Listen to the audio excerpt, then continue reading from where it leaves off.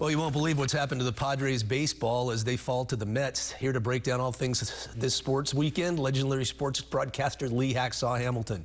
Wow. Not doing good in Friarville. Yeah, Jason, good morning. I really thought this homestand would be a save the season segment for the Padres, and it didn't start that way. They lost last night to the New York Mets 5-0. You look at this team, their spirit seems broken. The batting order is flawed. The pitching rotation is fractured. Jared Young hit an early home run off Michael King. Catcher Luis Torrens, ex-Padre, two-run home run. Bo Bichette with a double and a triple, and the New York Mets, who have won 6 of their last 8 after a terrible start, go on to get the victory.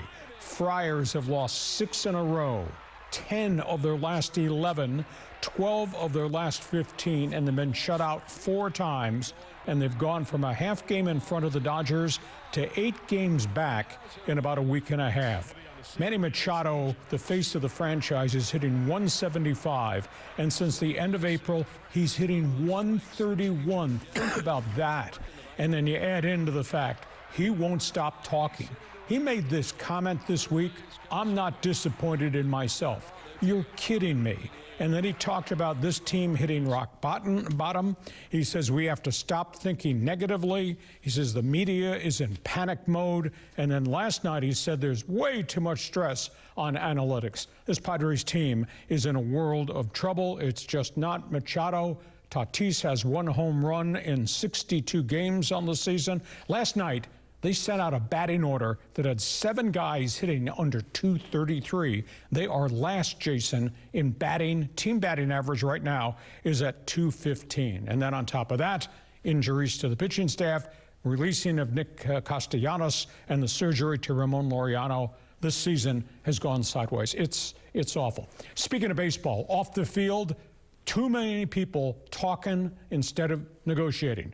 We're talking about the collective bargaining agreement talks. Union, MLB made offers to each other last week. I thought there were some components that they should jump off and negotiate. And instead this week, in not meeting, Bruce Meyer, the head of the union, just goes public and said the billionaires are not going to cap their profits, but they want to cap the players' salaries. And he says the salary cap is a form of institutional collusion. And that brought a response immediately from the commissioner, Rob Manfred, saying we have convinced the Dodgers to give up all their TV revenue to put in a pot of gold for the players. The luxury tax system has failed. We want a salary cap, but we also are demanding a floor to spending. End the rhetoric, guys. Fans are fed up. Don't talk any longer. Go to the table, negotiate off the top points you have. Get this thing solved. You got 6 months before we get to December. All right, from the diamond to the hardwood in NBA Finals. NBA Finals, unbelievable. The New York Knicks lead San Antonio 2-0 in this series. TV ratings are through the roof. This series is about grit, grime. I call it Brillo pad basketball. The superstar, Victor Wembanyama, is having all kinds of problems with the physicality that the Knicks are bringing. The Knicks are just banging bodies. That game last night was so streaky, the Knicks beat them 105-104 in the final seconds. San Antonio blew a 12-point lead in the first half. Then the Knicks came back. They had an 11-point lead, and they lost that. Became a frantic fourth quarter. Knicks led by 14. Spurs had a 14-0 run, took the lead back. Jalen Brunson won it with a quick free throw with 8 seconds to go, and the Spurs turned it over at the end. And now they take this thing back to the madhouse that is Madison Square Garden. Nobody in society would have ever thought the New York Knicks would win 2 in a row at San Antonio, but they did. Okay, NFL, we got some activity on the trading block. Boy, could you believe what we saw this week? NFL rocked by 2 blockbuster trades of all time. The Cleveland Browns, the LA Rams. The Rams are bold. The Rams are brilliant. Rams gave up a first, a second, and a third-round pick, plus young defensive end Jared Verse to get Myles Garrett. Myles Garrett, 125 quarterback sacks. That's a huge transaction. And now the second part of the equation, Superstar defensive tackle Aaron Donald, who walked away from the game 2 years ago, has talked to the Rams twice this week about coming out of retirement. Think about this. The Rams have the greatest quarterback in the league right now, probably the best crop of wide receivers, maybe the best pass rush, and now they may get Aaron Donald back. The other story is A.J. Brown. Philadelphia gets rid of a 4-time 1,000-yard wide receiver. They don't get fair price. They trade him to New England for a future number 1 and a 5. The Eagles are changing their whole culture offensively. He was productive, but he was a problem in the room. He is gone. And speaking of football, let's talk college football. What just happened in Washington, D.C.?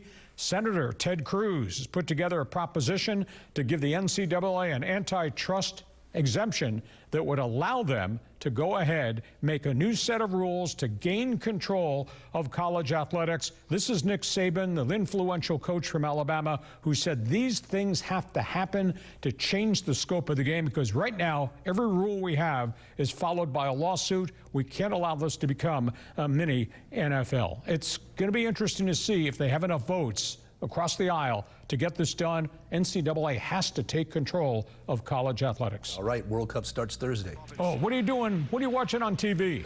Team USA plays Germany at 11:30 this morning in their final friendly game. The German side is obviously fabulous. Team USA destroyed Senegal last weekend.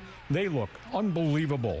They have firepower led by Christian Pulisic and all their young guns, Balogun, Pepe, Reina. The only question about Team USA going to the World Cup, do they have a stud in goal? We don't know that. Next week, next Friday, Team USA plays Paraguay in the first round at SoFi Stadium in Los Angeles. And of course, the World Cup begins Thursday and Friday next week.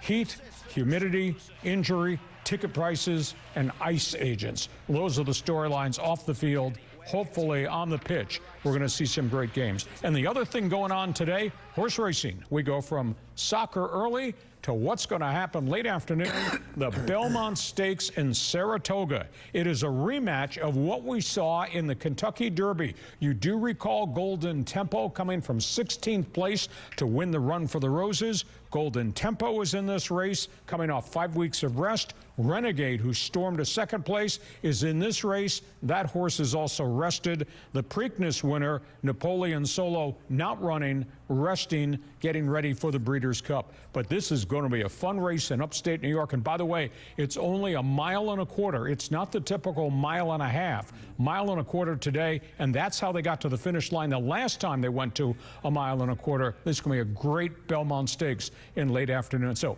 we got a lot of stuff on TV today. Yeah, we do. All right. Thanks, Lee. When you need to know, we got the info. Have a great sports weekend. You too. Thank you. All right. We'll be right back with more Good Morning San Diego.